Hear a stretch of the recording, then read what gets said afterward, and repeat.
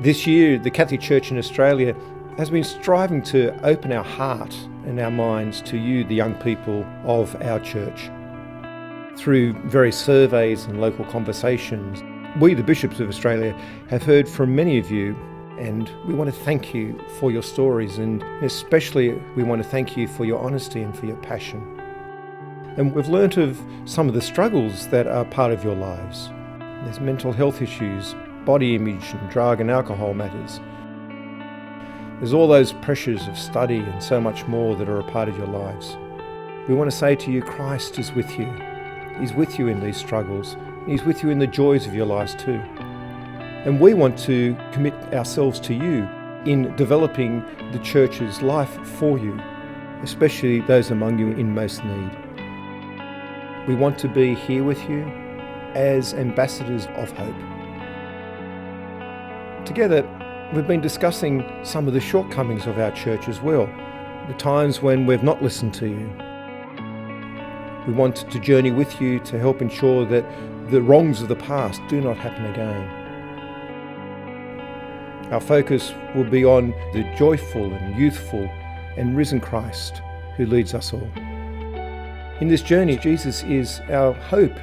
He's our guide. He's walking alongside with us. He's walking with you and your family and those who are close to you. He's walking with you, facing the challenges and the opportunities of life. He's there with you. Our own conversation with the young of our church needs to be dynamic and ongoing. We've got much to share about the joy and the hope and the faith that you can find in Jesus. And we can share this with you also in allowing us to accompany you, just as Jesus is accompanying you, and that we might together discover what God is calling us to be. Our conversation so far has contributed to a whole international conversation about young people with Pope Francis. It's also contributed to a much larger listening here in our own country in Australia, which is part of our plenary council process, a process of discovering how God is wanting to speak to us today. We have loved your contribution. We love your passion.